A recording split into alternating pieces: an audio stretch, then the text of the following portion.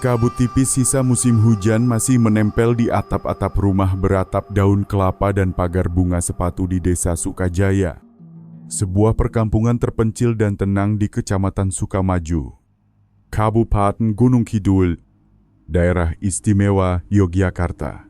Pagi itu, tanggal 19 Mei tahun 1993. Suasana Lebaran masih terasa samar di sekitar anyaman ketupat yang mulai mengering di hiang-hiang dapur. Di ruang kepala unit Polsek Sukamaju, seorang petugas piket datang membawa laporan dari Kepala Kudmaju Makmur.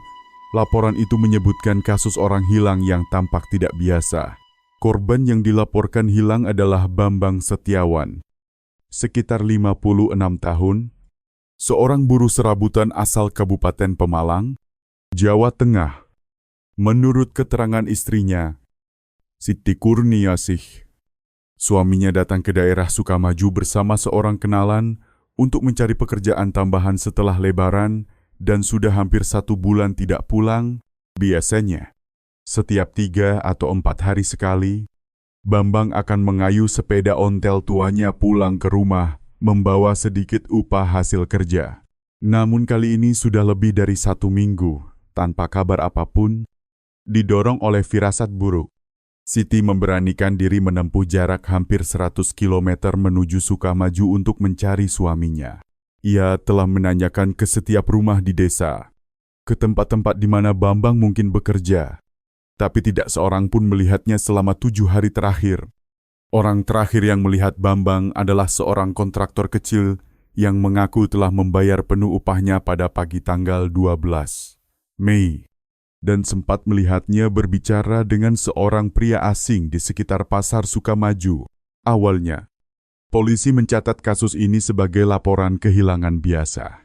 Di masa ekonomi sulit seperti itu, banyak pekerja luar daerah yang pergi tanpa sempat memberi kabar kepada keluarga. Mungkin saja Bambang menemukan pekerjaan yang lebih baik di kabupaten lain dan belum sempat mengirim berita. Berkas laporan pun disimpan, menunggu kabar lanjutan.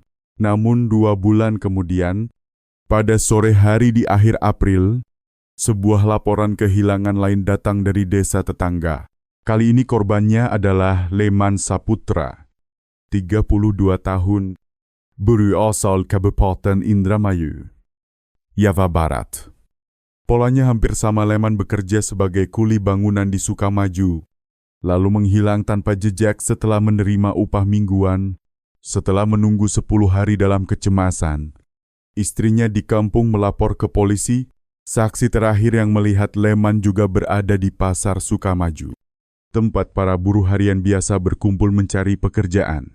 2 kasus dalam waktu singkat dengan pola serupa membuat AKP Leonardi Putra, Kepala Unit Reskrim Polsek Sukamaju, mulai curiga.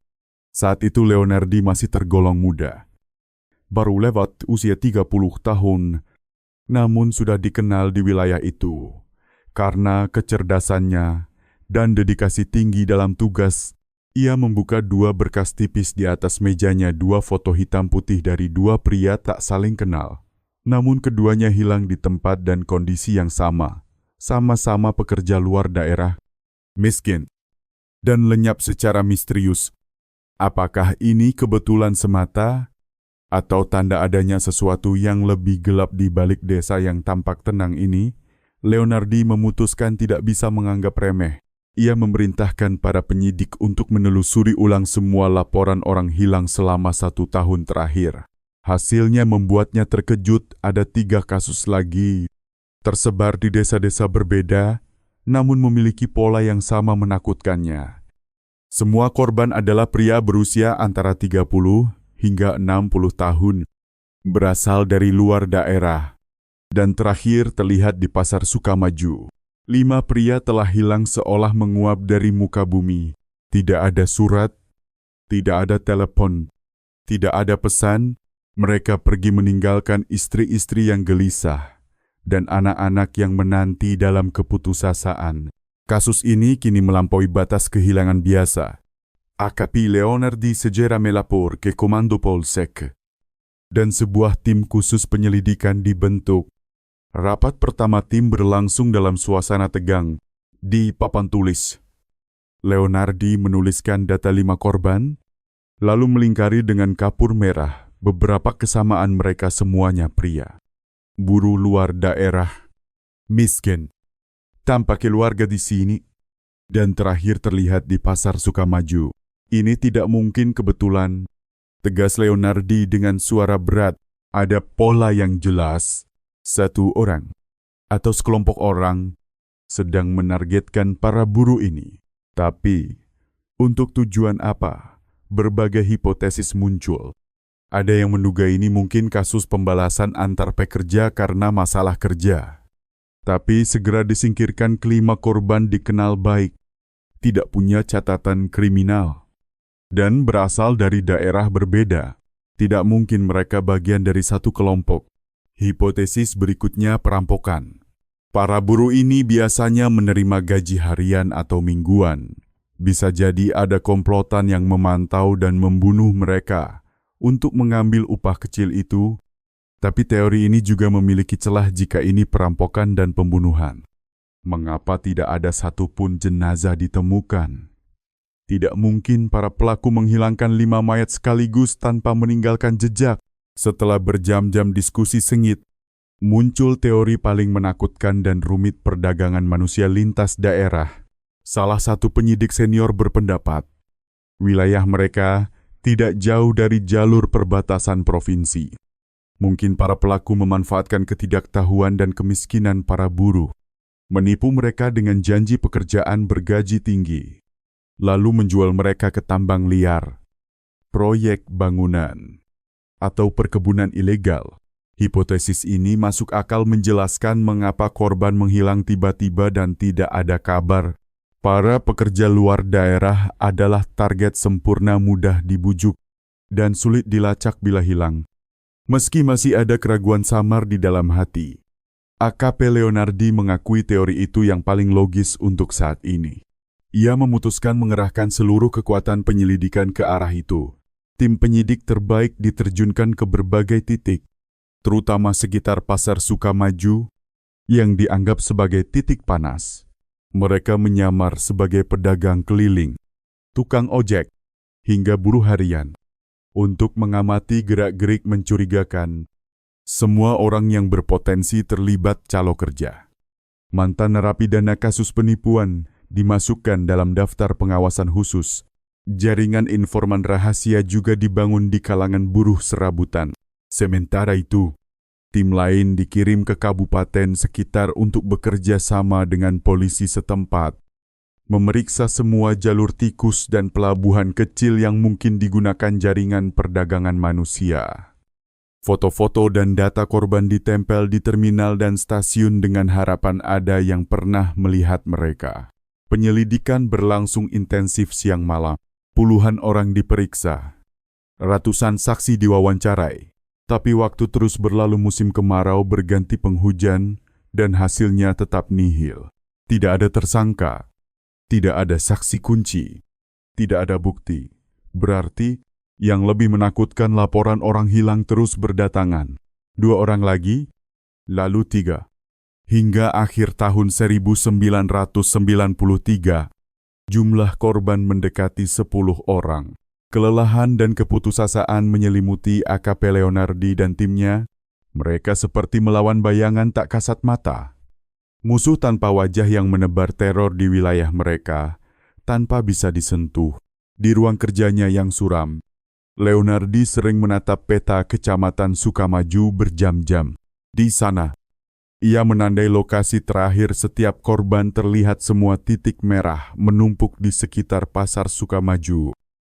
Ia tahu, jawaban dari misteri ini pasti bersembunyi di sana. Dalam radius hanya beberapa kilometer saja. Makhluk itu, pikir Leonardi, tidak jauh dari sini. Ia hidup di antara kita, berwajah manusia, berbaur dalam kehidupan desa yang damai. Namun siapa dia, dan bagaimana ia bisa menghilangkan begitu banyak orang, tanpa meninggalkan satupun jejak? Teori perdagangan manusia yang selama ini dikejar mulai goyah. Leonardi mulai merasa mungkin mereka telah salah arah. Tidak mungkin jaringan besar beroperasi sempurna tanpa cacat sedikit pun. Apakah mungkin pelakunya hanya satu orang saja, satu serigala tunggal bersembunyi di balik wajah seorang domba? Pikiran itu membuat tulang punggungnya terasa dingin. Jika benar begitu, maka yang mereka hadapi bukan hanya penjahat, melainkan seorang pembunuh berantai, sosok yang jauh lebih berbahaya dan mengerikan daripada yang pernah mereka bayangkan. Namun semua itu tetap hanya sebatas dugaan samar tanpa sebutir pun bukti yang bisa menguatkannya. Tahun 1993 berakhir dalam kebuntuan bercampur kebingungan. Tim khusus masih meneruskan pekerjaannya. Tetapi semangat dan harapan yang semula menyala-nyala perlahan digantikan oleh kelelahan dan rasa putus asa.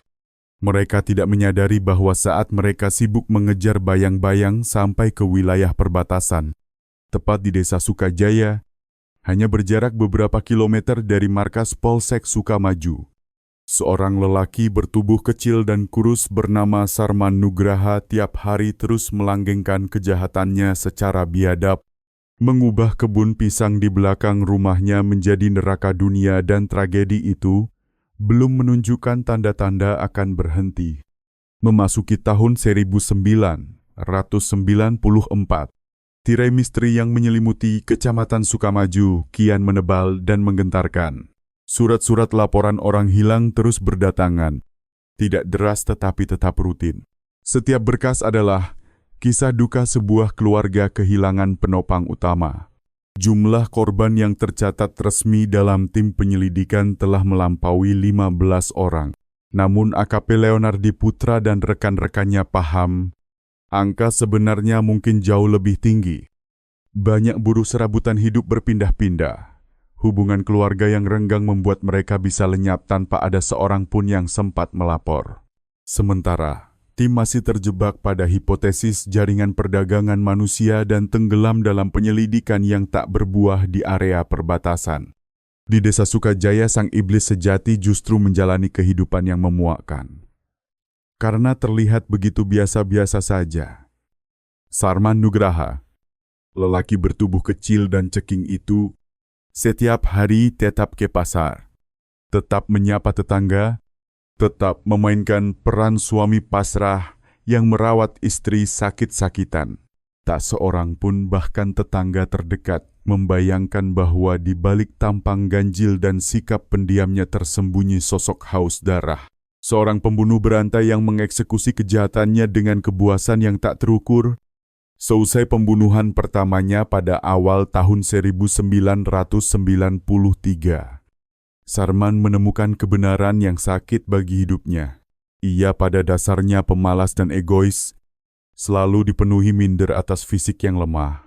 Tindakan mengayunkan cangkul untuk merebut nyawa pria yang lebih tua, memberinya sensasi kuasa mutlak yang belum pernah ia rasakan. Untuk pertama kalinya, ia merasa berdiri di atas orang lain, berhak menentukan nasib mereka. Sensasi itu ditambah keuntungan materi berupa upah yang bisa ia tilap sekadar beberapa puluh ribu rupiah menjadi candu yang tak sanggup ia lawan. Ia menyadari inilah cara berusaha paling sempurna bagi orang seperti dirinya. Sejak itu, dalam kepalanya yang hanya terbiasa pada tipu muslihat, dangkal dari buku-buku murahan, terbentuklah satu rencana kejahatan yang sistematis. Setiap kali rumah membutuhkan tenaga, sekalipun pekerjaan remeh seperti memperbaiki pagar, mengalirkan parit, atau merapikan pekarangan, ia takkan melakukannya sendiri. Ia akan mengenakan pakaian paling sederhana, mengayuh sepeda ontel kumal menuju pasar Sukamaju.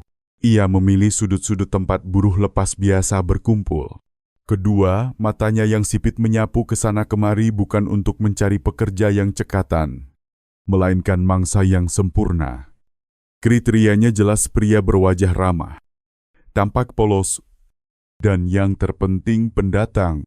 Ia akan membuka obrolan, menanyai asal kampung dan keadaan keluarga untuk memastikan calon korbannya tidak punya kerabat di sekitar situ. Bila target sudah ditentukan, ia mendekat dengan ramah, menawarkan upah sedikit lebih tinggi dari pasar, lalu mengajak pulang. Rumah panggung rendahnya yang sederhana, tersembunyi di balik rimbun pohon pisang, telah menjadi jerat mematikan pintu menuju neraka yang tak seorang pun bisa kembali. Usai pekerjaan biasanya menjelang senja, Sarman menahan mereka untuk makan malam sederhana. Ia akan pura-pura dermawan, menyuguhkan beberapa cawan ciu. Itu adalah bagian dari siasat membuat korban lengah sekaligus menenggak hingga teler, kehilangan daya melawan. Lalu, pada momen paling tak terduga saat korban menunduk membasuh tangan, membereskan peralatan, atau sekadar bersandar melepas penat seharian, Sarman bergerak. Dingin dan kejam, ia selalu menyerang dari belakang dengan pukulan mematikan, menggunakan benda berat cangkul, sekop, atau balok kayu besar. Cara itu memantulkan sifat pengecutnya. Ia takut berhadapan langsung, takut menatap mata korbannya di ambang maut. Ia hanya menginginkan kematian yang cepat. Tanpa sepatah kata, tanpa yeritan, istrinya, Maya Lestari, perempuan malang yang lumpuh separuh tubuh dan pikirannya tidak jernih, menjadi komplotan tanpa kehendak dalam rentetan kejahatan itu. Pada kali pertama, menyaksikan suaminya membunuh, ia menjerit histeris. Namun deraan pukulan dan kekerasan yang dilampiaskan Sarman segera mematahkan seluruh perlawanan. Rasa takut mengubahnya menjadi bayang-bayang bisu, boneka di tangan suami berwajah setan. Ia dipaksa menyeka genangan darah, membantu menyeret jasad tak bernyawa ke kebun pisang. Malam-malam ia meringkuk di ranjang dingin, mendengar gesekan cangkul dan sekop dari halaman belakang. Air mata mengalir tanpa suara. Ia hidup dalam neraka dunia, terpenjara oleh penyakit, sekaligus dosa suami yang tak mungkin ia lepaskan. Tetapi kejahatan Sarman Nugraha tidak berhenti pada membunuh demi menipu upah atau merampas barang. Semakin sering membunuh, kebengisannya menanjak ke taraf yang mengerikan, melampaui nalar. Kebencian laten terhadap para lelaki kuat mereka, yang menurutnya selalu meremehkan, dan menindasnya bermutasi menjadi tindakan yang makin bejat. Ia mulai meyakini gagasan sakit memakan daging mereka akan memberinya kekuatan, menambal kelemahan fisiknya.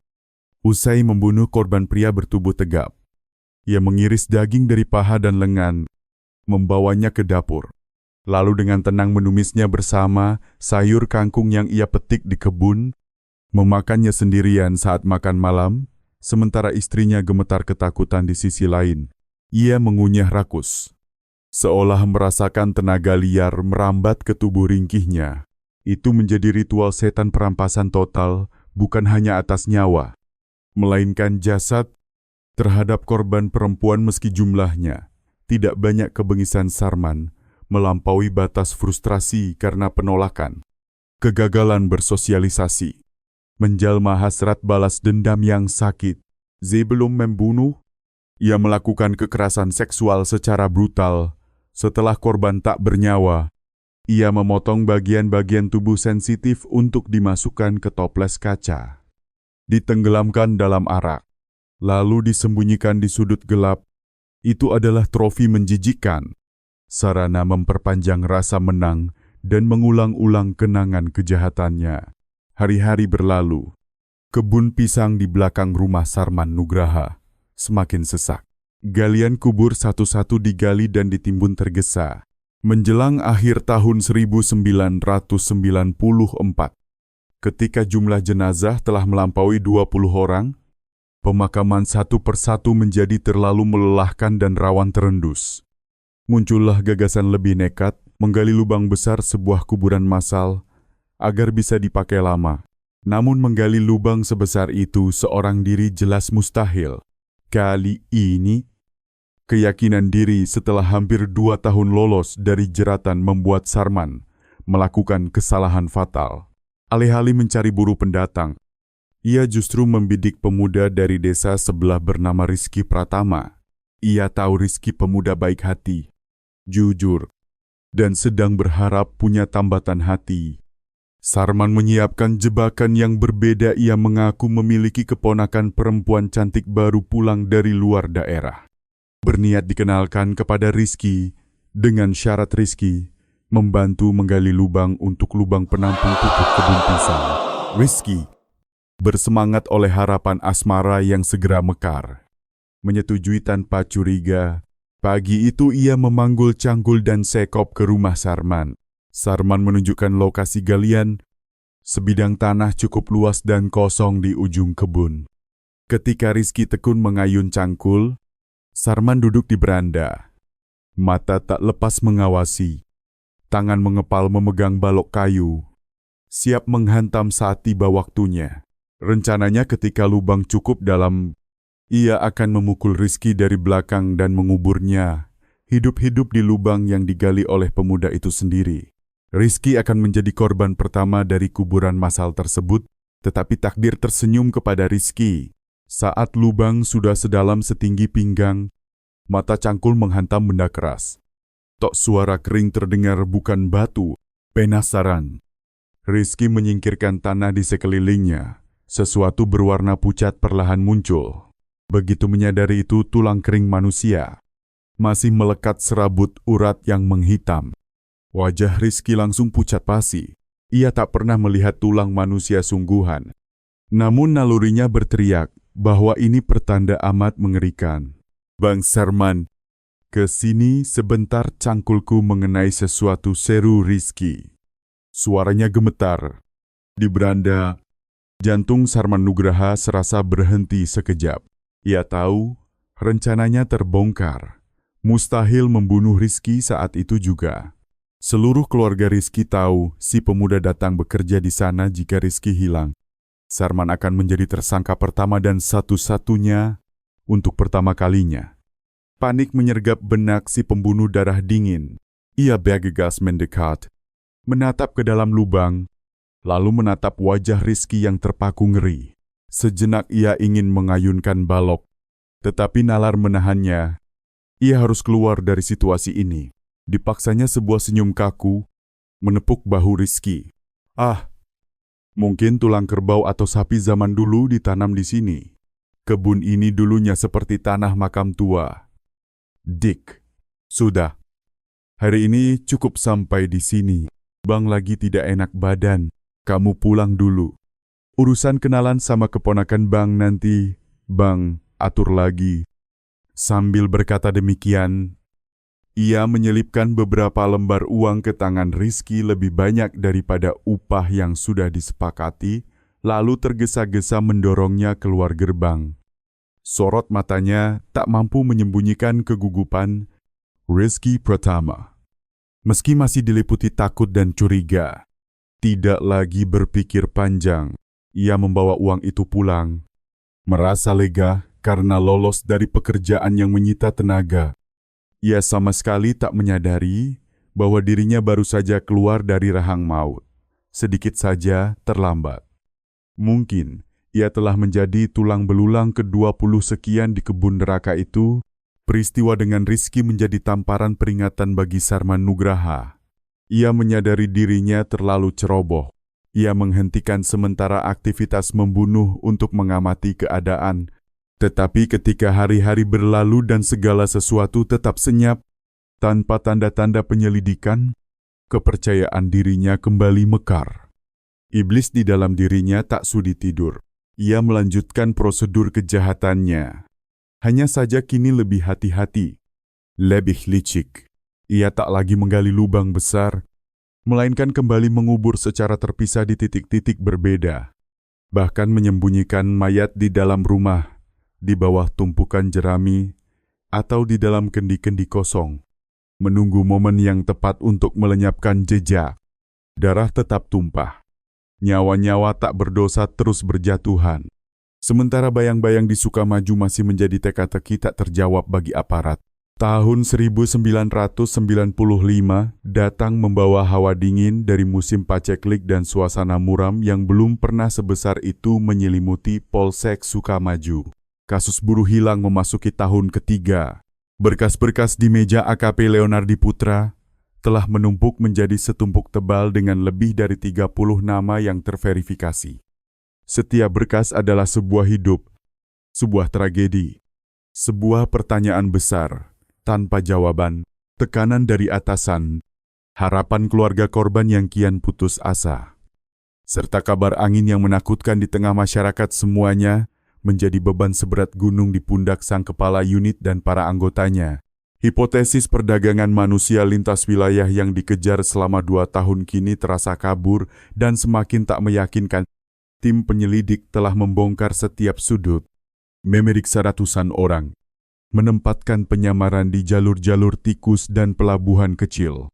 Namun balasannya hanya hening yang mencekam. Tak ada petunjuk, tak ada jejak yang menegaskan adanya organisasi besar seperti yang mereka duga. Rasa tak berdaya menyusup ke setiap rapat tim. Mereka seperti pemburu yang mengejar hantu di hutan lebat tanpa jalan keluar. AKP Leonardi Putra nyaris terobsesi. Berat badannya turun. Kedua matanya selalu cekung dan memerah karena kurang tidur. Malam demi malam ia duduk sendiri di ruang kerja, membentangkan foto-foto korban di atas meja. Ia menatap dalam-dalam ke mata mereka, seolah berharap ada pesan atau penunjuk dari dunia seberang. Ia hafal nama, asal, dan nasib masing-masing orang. Ia tak lupa wajah istri muda Leman Saputra yang memeluk bayi kemerahan sambil pingsan di ruang pengaduan. Ia tak lupa tatap mata Renta Siti Kurniasih ketika menanyakan kabar suaminya. Potret-potret itu menggerus pikirannya, berubah menjadi mimpi buruk yang tak putus-putus. Kebuntuan penyidikan membuatnya meragukan dugaan awalnya sendiri. Mungkinkah makhluk yang mereka cari bukan seekor pemimpin kawanan, melainkan seekor serigala tunggal, seorang psikopat, pembunuh berantai yang bersembunyi di tengah mereka? Pikiran itu makin lama makin tajam, tetapi terlalu mengerikan untuk diucapkan tanpa bukti. Bagaimana mungkin seorang pembunuh berantai beroperasi selama 2 tahun tanpa terdeteksi? Itu terdengar seperti novel kriminal paling gelap, bukan seperti kenyataan di desa tenang semacam Sukamaju. Lebih jauh lagi jika ini pembunuhan, apa motifnya dan di mana? Jasadnya lebih dari 30 manusia tak bisa menguap begitu saja. Sementara itu, di desa Sukajaya, Sarman Nugraha menjalani masa puncak kesombongan. Kegagalan rencananya terhadap Rizky Pratama di akhir tahun 1994, meski sempat membuatnya gentar, justru berubah menjadi suntikan kenekatan. Ia melihat bahwa sekalipun nyaris ketahuan, polisi tetap tak mengetahui apa-apa. Ia yakin dirinya lebih cerdas dari semuanya. Ia meremehkan para polisi yang dianggapnya cuma mengejar jejak hampa. Ia menempatkan diri di atas hukum, seolah tuan atas hidup dan mati bagi orang-orang yang ia cep sebagai bodoh dan tak berpendidikan. Kejahatannya tidak lagi sekadar demi mengelabui upah atau merebut barang remeh. Ia telah menjadi kebiasaan, kecanduan yang tak bisa dicabut. Sensasi kuasa saat menghabisi nyawa, ritual kanibalisme yang diyakininya memberi kekuatan, serta koleksi trofi menjijikan itu menjadi bagian tak terpisahkan dari hidupnya. Ia kian berani. Ia tak lagi menunggu ada pekerjaan rumah untuk mencari mangsa. Kadang, hanya demi memuaskan dahaga darah, ia mengayuh sepeda ke pasar, menipu seseorang untuk ikut pulang, lalu membunuhnya hanya demi sebuah jam tangan butut atau baju usang. Laju kejahatan melonjak tajam. Jika dalam 2 tahun pertama jumlah korban sekitar lebih dari 20 orang, maka hanya dalam paruh pertama tahun 1995, angkanya bertambah hampir 20 lagi. Kebun pisang di belakang rumahnya habis, tak menyisakan sejengkal tanah kosong. Ia mulai menggali lubang lebih dalam, menumpuk jasad satu di atas yang lain. Bau kematian meruap, terutama di hari-hari panas. Ia menaburkan kapur dan menggunakan daun-daun beraroma tajam untuk menutupi anyir, tetapi tak pernah bisa menghapusnya. Tetangga sesekali bertanya-tanya tentang bau tidak sedap dari rumahnya. Namun mereka mengira itu pupuk atau bangkai hewan. Tak ada yang menyangka itu aroma kuburan massal. Pada awal bulan Juni tahun 1995, Sarman perlu memperbaiki atap dapur yang bocor, lalu kembali menjalankan pola lamanya. Di Pasar Sukamaju, ia menaksir seorang pria sekitar 40 tahun. Berpostur kurus, namun kuat. Duduk di sudut pasar, itulah Hendra Purnama. Perantau dari wilayah pegunungan Kabupaten Garut, Hendra sudah beberapa bulan merantau.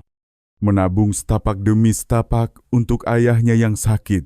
Sarman mendekat, menawarkan pekerjaan melapisi kembali atap dapur dengan upah Rp50.000. Jumlah yang besar pada masa itu. Hendra melihat pekerjaan ringan dengan bayaran tinggi. Segera setuju. Dalam perjalanan pulang, Sarman menggali informasi dan tahu bahwa Hendra seorang diri di wilayah itu. Keluarganya jauh di kampung Mangsa Sempurna. Sesampai di rumah, Hendra bekerja tekun. Dan dalam setengah hari atap dapur sudah tertata rapi. Sarman tampak puas. Ia menahan Hendra untuk makan siang yang lebih mewah dari biasanya, ada ayam dan ciu. Ia menjebak Hendra hingga mabuk berat. Saat Hendra mulai teler, bersandar di pangkal pohon pinang di halaman, Sarman masuk ke rumah, mengambil palu godam, lalu berkeliling tanpa suara. Dengan gerak yang telah menjadi kebiasaan, ia mengayun tinggi dan menghantam tengkuk korban. Hendra roboh tanpa sempat berteriak. Darah memancar, mewarnai tanah merah dari dapur. Maya Lestari menutup wajah dengan kedua tangan kurusnya. Tubuhnya gemetar hebat. Ia telah kebas oleh pemandangan pembunuhan. Namun rasa takut tak pernah hilang. Sarman menyeret jasad Hendra ke dalam. Menggeledah barang-barang, tak ada apa-apa selain pakaian yang melekat dan tas kain kecil di pinggang. Di dalamnya hanya beberapa keping uang reseh, sebilah pisau kecil untuk mengupas buah, dan satu benda yang membuat mata sipit Sarman berkilat, serakah kupon beras Bulog. Jatah bulanan yang bisa ditukar menjadi 15 kilogram beras. Bagi orang kikir seperti Sarman, 15 kilogram beras adalah harta karun.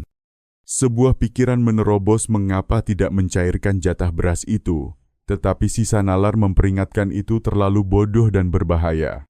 Kupon memuat nama dan alamat. Petugas Kud Maju Makmur bisa menyadari bahwa itu bukan miliknya. Mencairkan jatah milik orang yang baru saja hilang sama saja bunuh diri. Ia melempar kupon itu ke meja, menenangkan diri bahwa tak pantas mempertaruhkan kebebasan demi beberapa karung kecil beras. Ia lalu menjalankan ritual gelap atas jasad Hendra. Sebelum menyelipkannya di bawah tumpukan jerami besar di sudut kebun, menunggu malam untuk mengubur. Namun hari-hari berikutnya, bayang-bayang kupon beras terus menghantui pikirannya. Sifat tamak yang mengakar mulai bertarung dengan kehati-hatian seorang pembunuh. Ia membujuk dirinya sendiri, takkan ada masalah. Hendra pendatang, tak ada yang mengenali wajahnya. Ia bisa mengarang cerita misalnya Hendra berhutang dan menggadaikan kupon sebagai pelunasan. Petugas Kud hanyalah pegawai biasa, takkan sempat menyelidiki. Lagi pula, setelah hampir 2 tahun, membunuh hampir 50 orang dan tetap aman. Kepercayaan dirinya menanjak ke puncak. Akhirnya, setelah berhari-hari berkecamuk, keserakahan menang. Ia menganggap Tuhan memberinya kesempatan. Jika tak dimanfaatkan, berdosa. Ia tak tahu bahwa itu bukan anugerah, melainkan jebakan yang dipasang oleh keserakahannya sendiri. Keputusan untuk mencairkan 15 kilogram beras menggunakan kupon milik korban akan menjadi kesalahan tunggal. Nan mematikan sebuah kesalahan yang menutup tirai atas hari-hari kejahatan si jagal berselubung manusia. Sekaligus membuka cahaya di ujung lorong bagi sebuah penyelidikan yang terasa tak berkesudahan. Ia menyelipkan kupon beras itu ke saku kemeja. Lalu dengan santai menuntun sepeda ontel tuanya keluar gerbang, mengarah ke Kud Maju Makmur. Langkah pendek yang tampak sepele itu sebenarnya langkah takdir yang akan menyeretnya langsung ke kursi terdakwa. Beberapa hari setelah membunuh Hendra Purnama, pada sebuah pagi pertengahan bulan Juni yang gerah menandai datangnya musim panas yang kejam, Sarman Nugraha memutuskan bergerak. Ia mengeluarkan sepeda ontel usang berangka berkarat dari sudut rumah. Ia mengenakan kemeja warna hijau lumut yang sudah pudar dan celana kain hitam bertambal di lutut, tampilan yang sengaja dibuat melarat dan menyedihkan. Kedok sempurna untuk menutup aksi liciknya. Kupon beras itu ia rapikan dengan teliti, diselipkan dalam saku dada. Barulah ia mengayuh menuju pusat desa.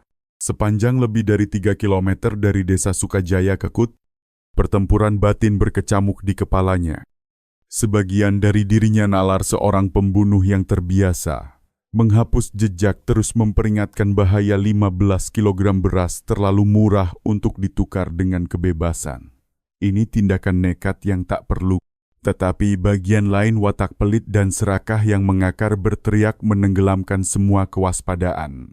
Bagian itu melukiskan karung-karung beras putih bersih yang cukup memberi makan seluruh rumah selama lebih dari sebulan tanpa keluar uang sepeser pun. Ia membujuk diri setelah hampir 50 pembunuhan yang mulus. Keberuntungan pasti masih berpihak padanya. Kepercayaan diri yang sakit, merasa lebih unggul dan lebih cerdas dari orang kebanyakan, menambah tenaga bagi kerakusannya. Ia mengayuh lebih cepat seakan takut kesempatan ini melayang bila ia melambat.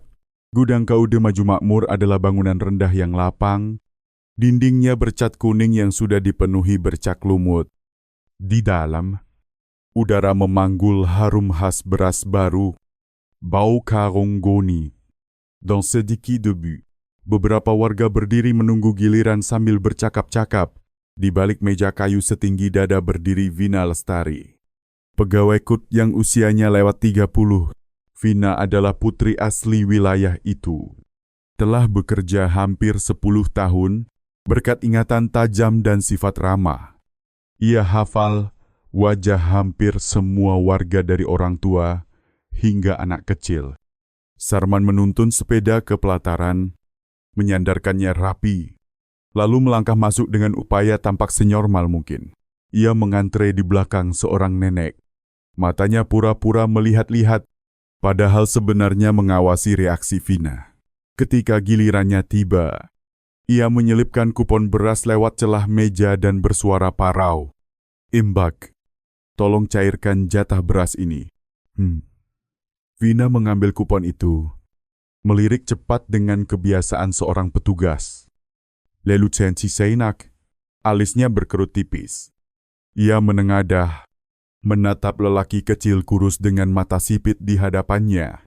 Ini kupon milik Hendra Purnama. Kenapa dia tidak datang sendiri? Jantung Sarman tersentak. Tetapi ia sudah menyiapkan naskah kebohongan. Ia memasang senyum miring, berusaha tampak tulus. "Begini, Embak, Hendra utang ongkos perbaikan rumah ke saya.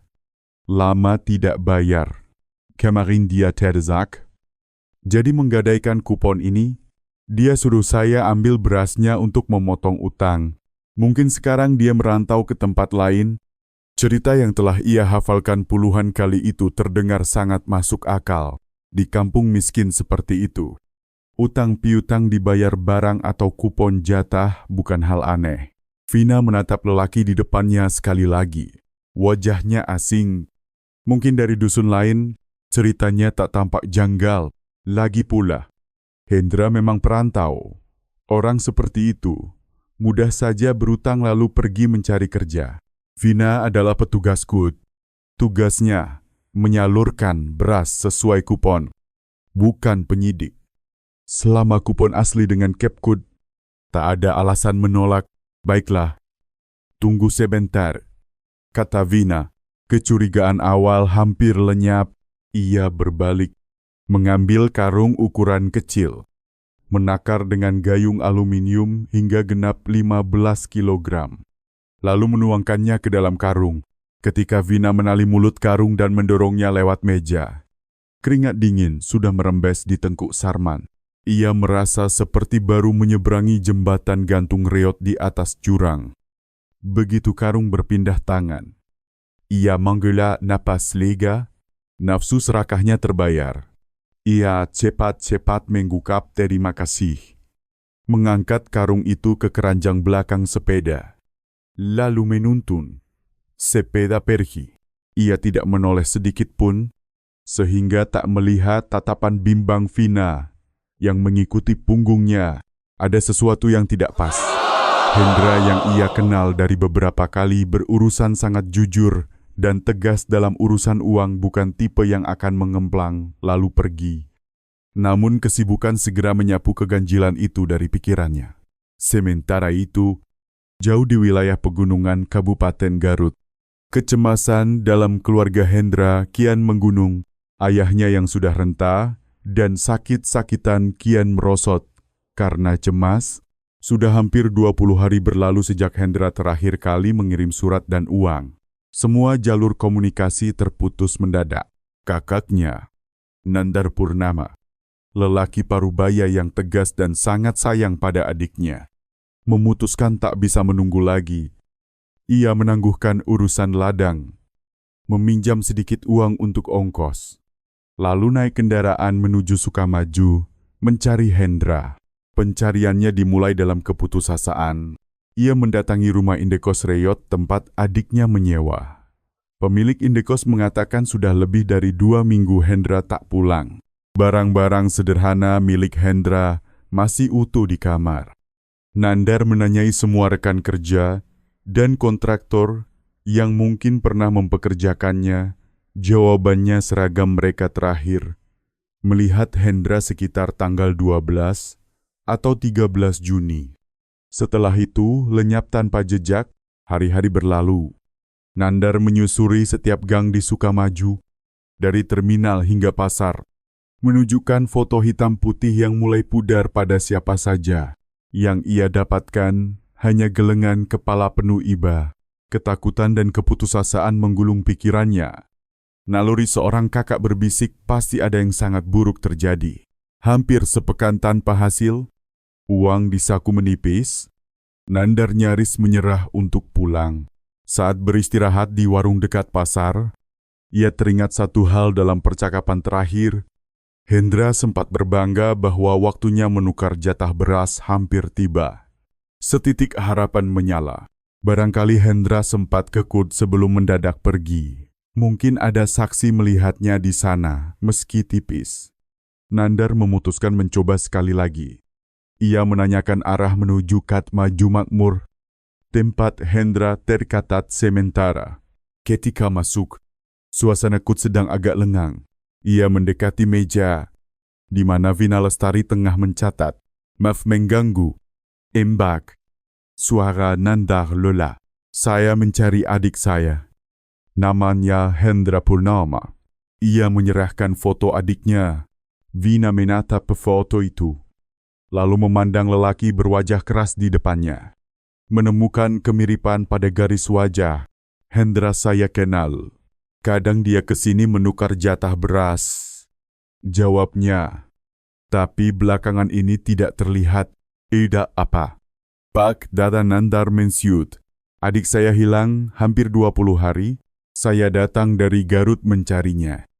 Tapi belum ada kabar. Saya ingin tahu, apakah belakangan ini Mbak melihatnya datang ke sini? Mendengar kata hilang, kilasan ingatan melintas di kepala Vina, lelaki kurus asing yang beberapa hari lalu menukar kupon beras milik Hendra. Ia teringat cerita gadai kupon yang dikatakan orang itu. Kecurigaan yang sempat ia singkirkan menguat kembali. Vina menatap Nandar leka-lekat. Bapak bilang hilang hampir 20 hari. Apakah setelah tanggal 12 atau 13 Juni benar? Sekitar waktu itu. Jawab Nandar. Suaranya mendesak. Kalau begitu, ada hal yang harus saya sampaikan. Ujar Vina. Kini sangat serius. Sekitar 4 hari lalu ada seorang laki-laki membawa kupon beras Hendra ke sini. Dia bilang adik bapak berutang dan menggadaikan kupon itu untuk membayar. Katanya Hendra pergi merantau ke tempat lain.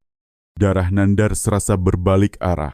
Adiknya terkenal sangat menjaga harga diri. Semiskin apapun, ia takkan lari dari utang. Jelas ada sesuatu yang busuk di sini. Orang itu seperti apa? Mbak bisa tolong ceritakan ciri-cirinya? Saya tidak kenal. Bukan orang sekitar.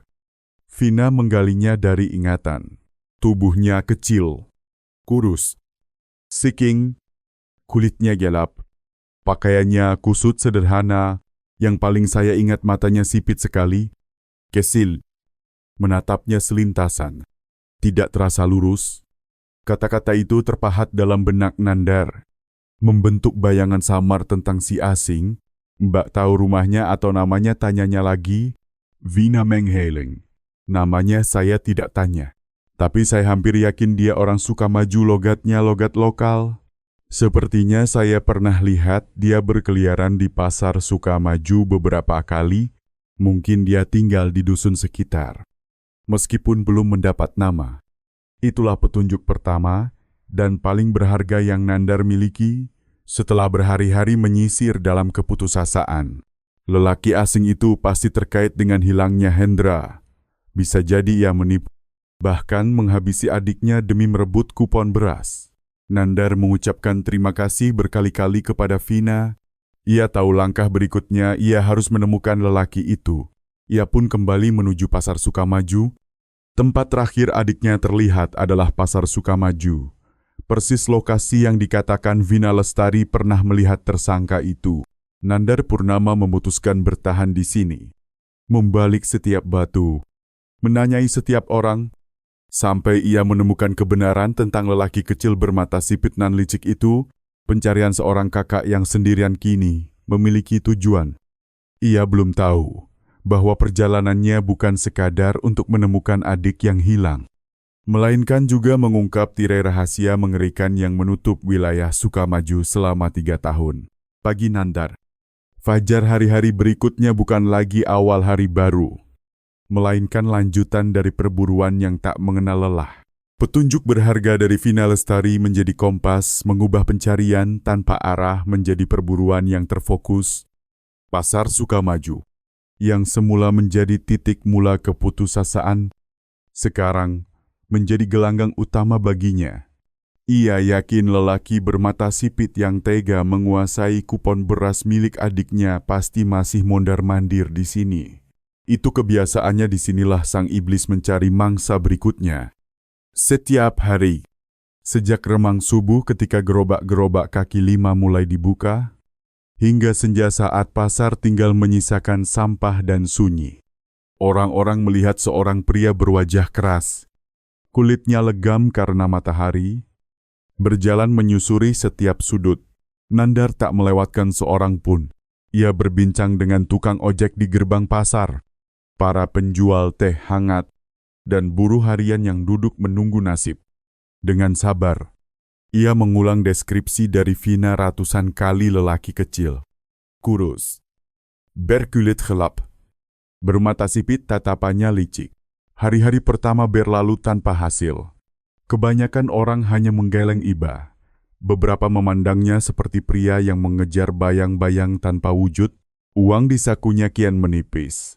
Makanannya tinggal roti kering dan tegukan teh kental untuk melawan lapar dan lelah. Malam hari ia tak berani menyewa kamar. Ia mencari serambi yang teduh di dekat pasar untuk membaringkan tubuh. Tidurnya tersendat, dikejar bayangan sang adik dan kecemasan tentang ayah tua di kampung. Namun tekad seorang kakak yang menuntut keadilan bagi adiknya tak mengizinkannya tumbang. Ayah perkaya, asal cukup tekun. Kebenaran pasti muncul. Dan pada sore hari keempat dari perburuan berfokus itu, ketekunannya berbuah. Saat duduk di warung pinggir jalan, ia mengajak bicara seorang kakek tukang ojek yang sudah lebih dari 20 tahun mangkal di area pasar. Usai mendengar deskripsi Nandar, sang kakek menegakkan badan, mengerjapkan mata berkerut, lalu mengetuk-ngetuk ujung jari di meja kayu. Lelaki kesil, bermata sipit dan licik itu, ya gumamnya, seolah menggali gudang ingatan yang luas. Dengar ceritamu, aku rasa familiar. Sepertinya aku sudah beberapa kali melihatnya. Dia kadang muncul di dekat kerumunan tukang bangunan. Tapi bukan untuk mencari kerja, melainkan untuk menyewa orang. Yantung Nanda bedeba, ia kondong ke depan. Suaranya bergetar oleh harap. Betul, Pak. Bapak tahu rumahnya di mana, namanya siapa? Sang kakek menggeleng. Namanya aku tak tahu, pendatang di pasar ini banyak. Tak semua saling kenal, tapi rumahnya, aku pernah mengantarnya pulang sekali. Mungkin lebih dari setahun lalu, dia menyewaku mengangkut gulungan kawat. Seingatku, rumahnya ada di Desa Sukajaya lewat jembatan semen. Lalu belok kiri, rumahnya di lorong kecil, dikelilingi kebun pisang yang sangat rimbun. Itu saja yang kuingat, Desa Sukajaya.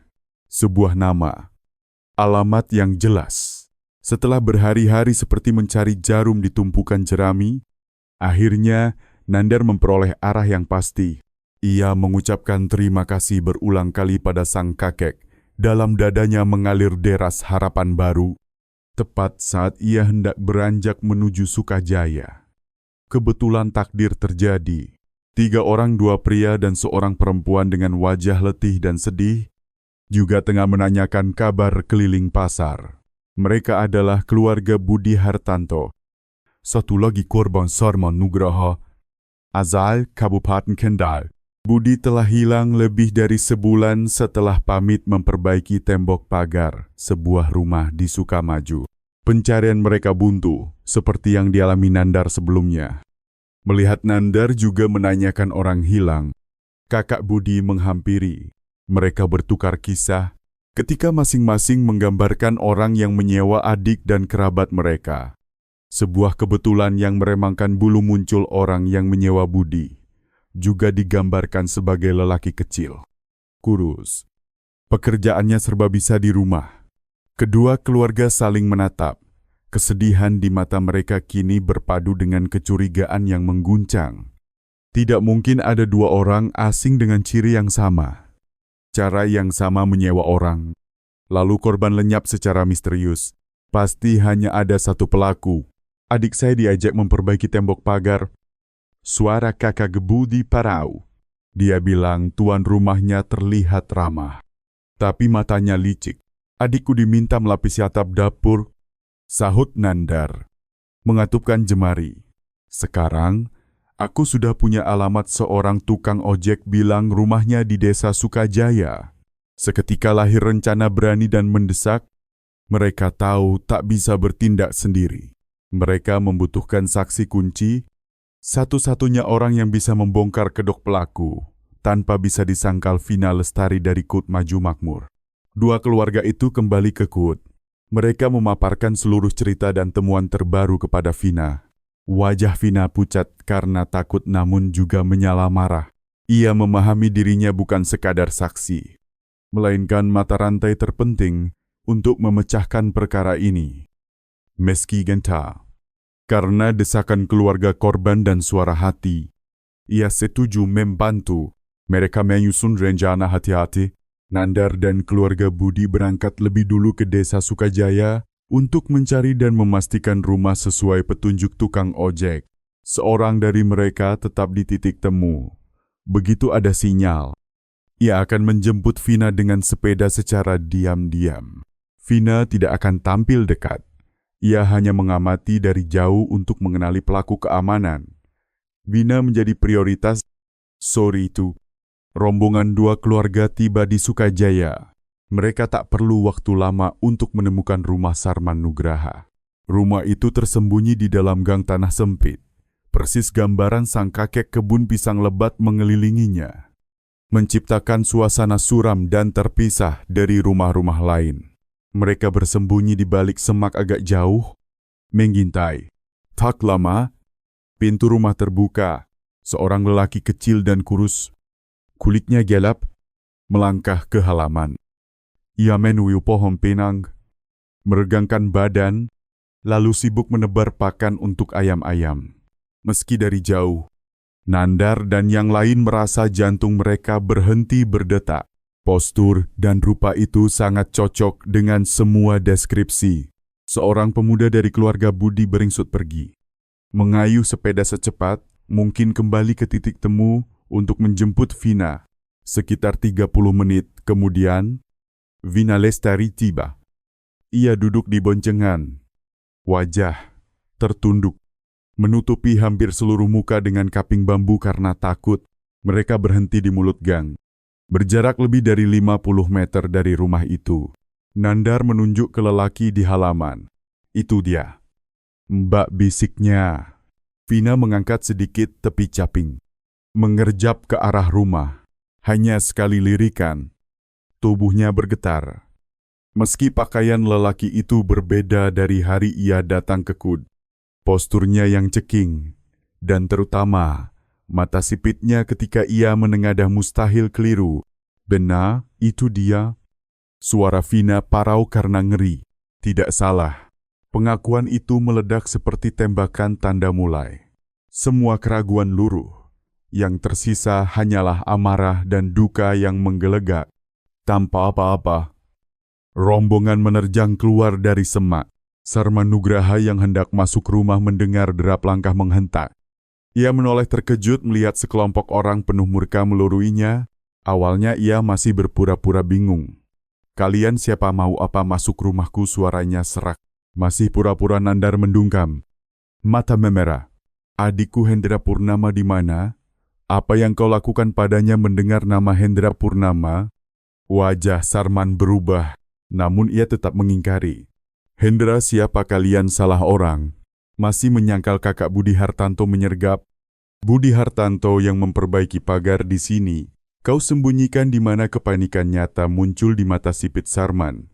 Ketika ia sadar situasi lepas kendali, ia masih berharap bisa lolos dengan menyangkal, karena mereka tak punya bukti. Tepat saat itu, dari kejauhan ia melihat Vina meski ditopang dan ketakutan, namun menatap lurus ke arahnya. Dalam sekejap, Sarman mengerti semuanya kupon beras, kesalahan mematikan yang digariskan oleh kerakusannya. Kesombongannya runtuh, menyisakan kepenakutan seekor hewan yang tersudut.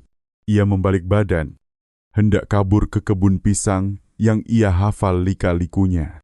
Terlambat, Nandar dan para lelaki lain menerjang, membantingnya ke tanah. Mereka tidak memukulnya. Rasa sakit dan amarah mereka lebih besar dari sebatas bogem. Mereka menginginkan hukum. Tali yang sudah disiapkan membelit pergelangan dan mata kakinya erat.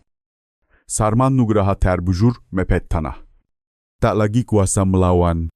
Meracau kata-kata tak bermakna, iblis itu terjaring bukan oleh pasukan polisi bersenjata, melainkan oleh keteguhan dan cinta keluarga para korban. Dalam duka yang sama, dua keluarga itu menolak main hakim sendiri.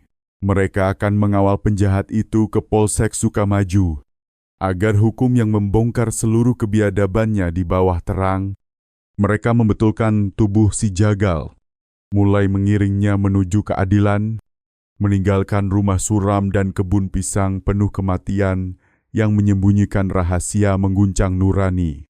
Bagian 6, Markas Polsek Sukamaju, pada suatu sore di penghujung Juni tahun 1995 mendadak riuh tak seperti biasanya. AKP Leonardi Putra sedang duduk di ruang kerjanya. Benak menegang seperti kawat biola usai rapat evaluasi yang kembali buntu soal perkara orang hilang. Ketika seorang petugas piket berlari tersengal masuk melapor-lapor, "Komandan, ada peristiwa besar. Sekelompok warga baru saja menyeret seorang laki-laki yang diikat menuju gerbang. Mereka bilang dialah pelaku di balik kasus orang hilang." Leonardi melonjak berdiri. Kursi kayu nyaris terjungkal. Ia hampir tak percaya telinganya. 3 tahun satu mesin penyidikan yang tangguh tak berdaya. Dan sekarang warga justru menangkap tersangka dengan tangan mereka sendiri. Ia bersama beberapa penyidik bergegas keluar. Pemandangan tanpa preseden terbentang kerumunan nyaris, 10 orang dengan wajah tergores duka dan amarah mengepung seorang lelaki kecil kurus dengan tangan kaki terikat. Duduk terjerembab di tanah. Itulah Sarman Nugraha. Digiring oleh keluarga Hendra Purnama dan Budi Hartanto. Nandar Purnama, kakak Hendra, melangkah maju. Suaranya serak karena lelah, tetapi berdenting tegas. Ia menuturkan seluruh rangkaian peristiwa kepada Leonardi, pencarian adik yang sia-sia, petunjuk kupon beras dari Vina Lestari, perburuan, hingga pengenalan wajah pelaku di desa Sukajaya. Kisah Nandar Meski sederhana tanpa istilah teknis, tajam seperti pisau beda. Membuka logika kejahatan lelaki yang kini menunduk di tanah. Leonardi mendengarkan tanpa melewatkan satu kata pun, matanya tak beralih dari tersangka. Sarman Nugraha, nama yang sama sekali asing, tak pernah masuk dalam ratusan daftar orang yang pernah mereka saring. Sarman diam. Kepala tertekuk. Namun dari sudut matanya, Leonardi menangkap kilat yang bukan takut tantangan samar yang menjijikkan. Naluri penyidik yang terasa berkata ini bukan salah tangkap. Tirai misteri yang dikejar selama 3 tahun mungkin akan terbuka oleh tangan orang-orang biasa ini. Semua tenang, yukap Leonardi. Suaranya berusaha tetap dingin meski emosi menggelegak. Atas nama kepolisian, kami mencatat dan menghargai keberanian Bapak Ibu. Kami akan mengambil alih tersangka dan mengusut segera. Silakan ikut ke dalam untuk memberi keterangan. Sarman dilepas dari ikatan dan diantar ke ruang pemeriksaan. Sering pagi, Leonardi mengeluarkan perintah kilat seluruh unsur reskrim dikerahkan. Satu tim mengambil keterangan seluruh saksi, terutama Vina Lestari dan kedua keluarga korban. Satu tim lain dipimpin langsung oleh Leonardi. Bergerak menuju Desa Sukajaya. Kita lakukan penggeledahan darurat rumah Sarman Nugraha. Apapun caranya, temukan bukti. Perintah meluncur. Tim bergerak seperti mesin yang baru dinyalakan setelah lama menunggu. Kabut muram hari-hari sebelumnya seketika tersapu. Berganti desak-desakan harapan bahwa keadilan sudah dekat ketika iring-iringan mobil polisi membelok ke gang tanah di Sukajaya. Warga berhamburan menonton. Mereka bingung ada apa dengan keluarga lelaki pendiam. Agak aneh, jarang bergaul itu, rumah sederhana milik Sarman. Di bawah terik sore, menampakkan kesuraman dingin yang membuat bulu kuduk meremang. Leonardi memberi tanda agar area dipasangi garis polisi, melarang warga mendekat. Ia memimpin tim melangkah hati-hati ke halaman. Rumah itu tak istimewa perabot usang dan sederhana. Namun baru menginjak ambang, aroma busuk yang sulit dilukiskan anyir manis khas kematian yang para penyidik mustahil keliru menyambar hidung. Masker semua. Perintah Leonardi. Suaranya mengeras. Mulai geledah. Senti demi senti. Jangan ada yang terlewat. Penyisiran dimulai. Sebagian menyapu 3 ruang di dalam membalik kasur. Membuka lemari. Yang lain menyisir teras dan kebun depan. Bau paling pekat menyeruak dari sudut kebun, tempat tumpukan jerami setinggi orang dewasa. 2 polisi muda ditugaskan memeriksanya. Mereka memakai galah bambu untuk mengoyak lapisan jerami kuning keemasan. Makin ke dalam, jerami lembab, gelap, dan bau busuk yang menggila. Mendadak ujung galah menyangkut sesuatu yang lunak bukan jerami. Ia mengail pelan. Sebuah telapak kaki manusia yang mulai membusuk menyembul dari jerami lapuk. Komandan, ada mayat, teriak polisi muda itu. Suaranya patah oleh ngeri, wajahnya pucat. Semua orang menghentikan geledah. Berlari ke tumpukan jerami. Leonardi menerobos. Jantung berdebur seperti beduk perang. Ia memberi aba-aba agar keduanya membuka jerami perlahan. Di bawah lapisan tebal, pemandangan mengerikan tersingkap sesosok pria tanpa busana. Tubuh menggembung, fase pembusukan berat. Dari sisa-sisa yang terlihat, perkiraan kematian sekitar sebulan yang lalu. Lanjutkan pencarian. Leonardi menggertakkan perintah. Menahan mual yang mendaki tenggorokan, mereka mengobrak-abrik sisi lain tumpukan.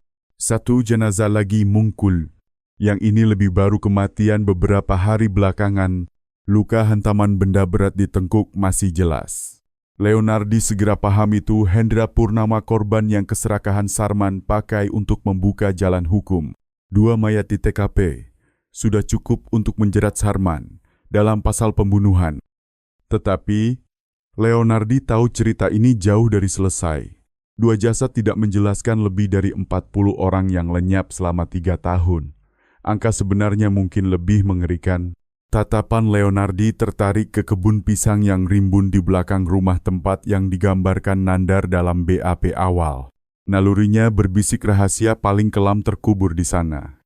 Ia memerintahkan setengah tim tetap di tempat bersama forensik untuk menangani 2 jenazah. Setengah lainnya, ia sendiri pimpin memutari rumah, masuk ke kebun pisang.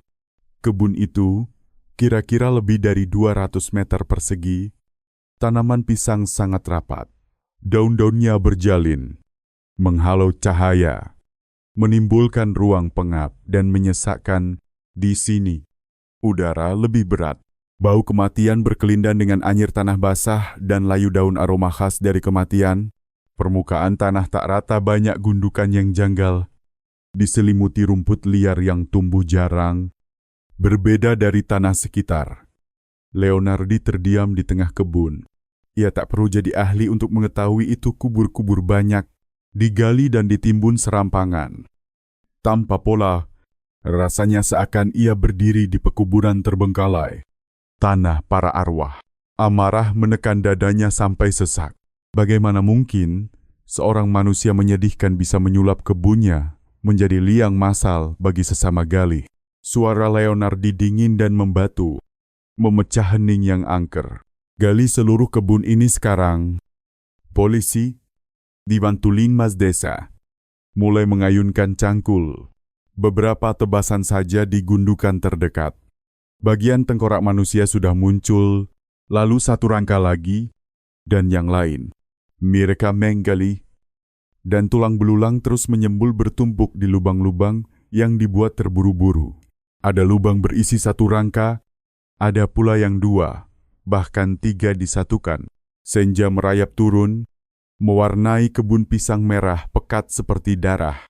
Senter dinyalakan, menyorot lubang-lubang tanah yang memutih oleh tulang. Para polisi yang telah kebal pada pemandangan paling getir pun tak kuasa menahan air mata. Mereka menangis untuk nasib malang yang direnggut, dan untuk ketakberdayaan mereka sendiri yang membiarkan kejahatan ini berlangsung terlalu lama. Sementara itu, di ruang pemeriksaan Polsek, baku tekan pertama antara penyidik dan Sarman Nugraha sedang berlangsung. Dihadapkan dengan pertanyaan-pertanyaan, Sarman terlihat sangat tenang, bahkan sedikit pongah. Ia bersikeras mengaku difitnah, meratapi hidup yang diremehkan orang, beban merawat istri sakit, berusaha melukis dirinya sebagai korban yang patut dikasihani. Ia yakin selama tidak mengaku, polisi tak bisa berbuat apa-apa. Ia tak tahu, tepat ketika ia berakting, kebun neraka yang ia bangun telah tersingkap. Menjelang tengah malam, saat penggalian masih berlanjut, Leonardi menerima telepon dari tim di lokasi. Lapo, Komandan, kami menemukan sebuah lubang besar di ujung kebun mirip kuburan massal. Perkiraan sementara, lebih dari 20 kerangka di dalamnya. Total jenazah dan kerangka yang sudah ditemukan hingga saat ini lebih dari 30. Leonardi terdiam lama. Telapak tangannya memberat menggenggam gagang telepon. Lebih dari 30 dan angka itu belum berhenti. Ia menarik napas dalam-dalam, mengekang gejolak di dadanya, lanjutkan penggalian sampai tak ada lagi yang tersisa. Katanya, saya akan bicara langsung dengannya sekarang. Aku yang akan masuk dan berbicara langsung dengannya sekarang. Leonardi menutup sambungan. Berbalik, Roy melangkah menuju ruang pemeriksaan. Saatnya menatap iblis itu, tanpa tedeng aling-aling. Saatnya memaksa dia membayar setiap kejahatan yang telah ia ciptakan. Lakon yang dimainkan Sarman Nugraha akan turun tirai. Pintu ruang pemeriksaan di Polsek Sukamaju berderi terbuka di larut malam. Membela hening yang pekat, AKP Leonardi Putra masuk. Di wajahnya tergurat letih dan amarah yang sejak tadi ditahan sampai puncak. Ia tidak membawa berkas apapun, kedua tangannya kosong. Ia menarik kursi kayu dan duduk tepat berhadapan dengan Sarman. Menatapnya lurus, dingin, menembus. Di luar sana, malam masih menyelimuti penggalian besar-besaran di desa Sukajaya. Di bawah sorot lampu, kerangka-kerangka manusia terus diangkat dari tanah. Setiap potongan tulang yang muncul bagai pisau yang mengiris kian dalam nurani para penegak hukum di dalam ruangan. Sarman tetap tenang bahkan menantang. Ia percaya telah merancang kejahatan sempurna tanpa saksi hidup. Tanpa jejak, ia mengira interogasi ini akan sama saja seperti adegan dalam buku-buku yang ia baca adu akal di mana ia, dengan keyakinan akan kecerdasannya, akan menang. Kita sudah bicara sepanjang malam, Pak Polisi. Sarman mendahului. Suaranya menyindir. Semua yang saya tahu sudah saya ceritakan. Saya ini warga baik-baik yang difitnah. Lebih baik kalian cari pelaku sebenarnya. Leonardi tidak langsung menanggapi. Ia hanya menatap, membiarkan diam menumpuk. Menekan, mencekik ruangan. Beberapa menit berlalu. Ketika hampa suara itu mulai membuat Sarman gelisah, barulah Leonardi berbicara pelan. Yelos, setiap kata menghantam seperti palu, kami sudah ke rumahmu. Sarman, kalimat sederhana itu membuat senyum miring Sarman membeku. Kami juga sudah memeriksa tumpukan jerami di halamanmu. Lanjut Leonardi. Tak sekalipun mengalihkan pandang, kami menemukan 2 orang kawanmu di sana. Satu sudah cukup lama. Satu lagi aku yakin engkau paling hafal, namanya Hendra Purnama. Wajah Sarman berubah warna. Kepercayaan dirinya retak. Tapi ia masih berusaha bertahan. Saya tidak paham. Pasti ada kekeliruan. Tak ada yang keliru. Leonardi membungkuk sedikit ke depan. Suaranya mengental berat. Kami juga berkunjung ke kebun pisangmu. Kebun indah dengan tanah subur terlalu subur. Karena engkau menanam banyak hal di sana, kami menggali semuanya satu persatu. Pada titik ini, dinding pertahanan psikologis yang Sarman bangun selama 3 tahun runtuh total. Bayangan kebun yang diobrak-abrik, rahasia paling gelapnya diseret ke terang. Menghantui kepalanya seperti mimpi buruk yang nyata. Mata sipitnya membesar. Panik yang sejati baru pertama kali melintas jelas. Bagaimana mereka bisa menemukan? Bagaimana mereka bisa tahu? Padahal ia merasa semuanya sudah dihitung. Kau tahu berapa yang kami angkat dari kebunmu, tanya Leonardi tanpa menunggu jawaban. 46 kerangka. Sarman, ditambah 2 jenazah di jerami itu, jumlahnya 48. Kau dengar jelas, 48 nyawa. Angka 48 melayang seperti vonis yang datang terlalu dini. Tubuh Sarman berguncang. Pembelaan tak lagi menemukan lidah. Ia paham tirai lakon telah ditutup. Tetapi alih-alih runtuh dalam takut atau sesal, rasa lain justru naik ke permukaan batinnya yang sakit amarah-amarah. Karena rencananya hancur oleh sesuatu yang menurutnya terlalu tolol. Sayal. Ia mendesis di Selajiji. Cuma gara-gara kupon beras itu 15 kilogram beras sialan, itu bukan pengakuan. Itu ratapan kesialan. Ia tak menyinggung penyesalan atas 48 hidup yang ia habisi. Ia hanya menyesali sedetik ketamakan yang merobohkan semua. Ketekadannya membuat amarah yang ditahan Leonardi meledak. Telapak tangannya menghantam meja. Bunyinya menggema di dinding. Sarman Nugraha, kau masih menyebut dirimu manusia. Bentakan itu seperti membuka grendel terakhir. Membebaskan setan di dalam diri Sarman, ia mengangkat wajah. Kepanikan lenyap, yang tersisa senyum bekunan liar. Ia memutuskan tak menyembunyikan apapun. Ia ingin dunia tahu tentang kebesaran dirinya. Ya, aku yang menghabisi semuanya. Katanya, lantang. Tapi itu bukan kejahatan. Aku membersihkan beban-beban masyarakat. Ia memulai khotbah busuknya pembenaran untuk dosa yang tak terampuni. Katanya, ia hanya menarget orang-orang bodoh. Buruh yang ia anggap beban sosial, ia merasa berhak mengadili. Menyaring dunia dengan caranya. Ia mengurai seluruh modus dengan detil yang membuat bulu kuduk meremang. Bukan dengan nada orang berdosa yang mengaku, melainkan kebanggaan seorang perajin yang memamerkan karyanya.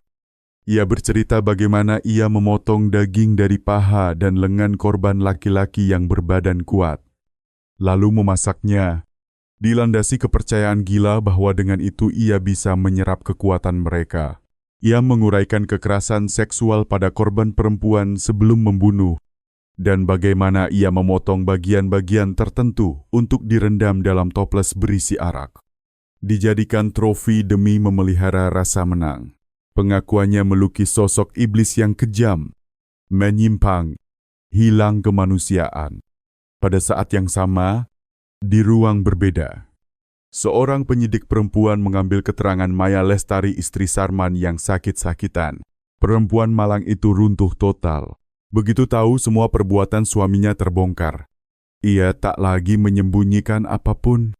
Dalam isak terputus-putus, ia membeberkan neraka yang ia jalani, pukulan, ancaman, paksaan hingga ia terjerat menjadi kompas diam dalam mata rantai kejahatan. Kesaksiannya, meski gemetar oleh ketakutan, selaras dengan pengakuan Sarman, menyusun berkas perkara yang tak mungkin dibantah.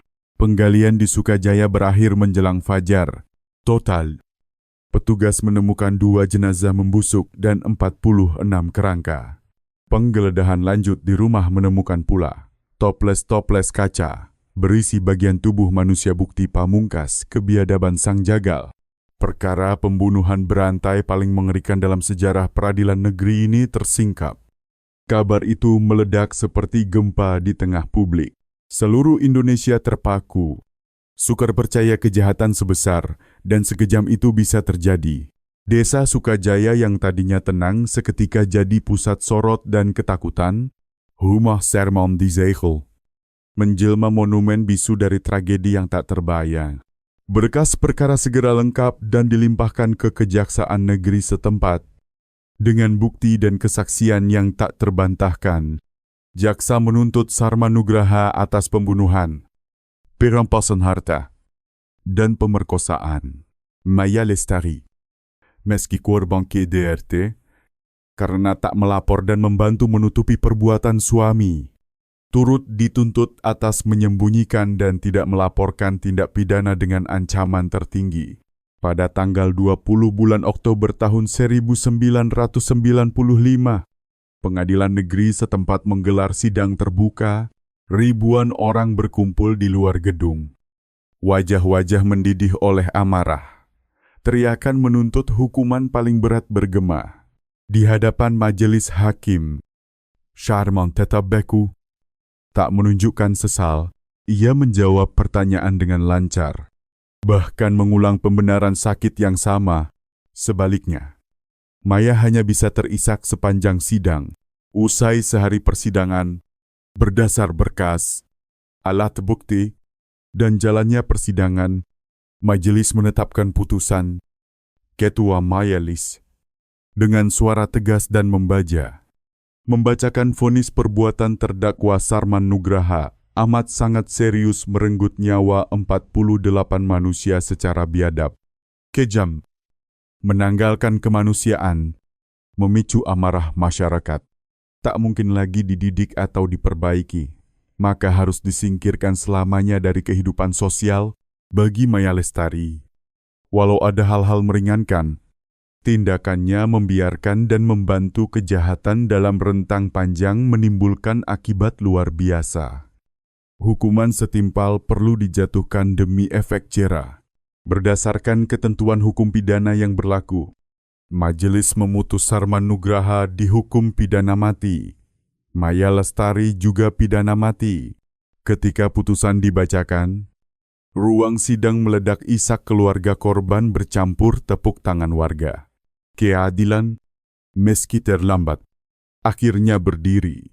Perkara ditutup, tetapi bayang-bayang tentang Sarman Nugraha dan kebun neraka miliknya tak akan lekang. Ia menjadi pelajaran pahit tentang lalai berjaga, sekaligus peringatan bahwa jurang kejahatan bisa bersembunyi di balik rupa manusia paling biasa. 48 nyawa padam, meninggalkan keluarga-keluarga yang hancur dan luka yang takkan pernah sepenuhnya sembuh dalam ingatan satu wilayah.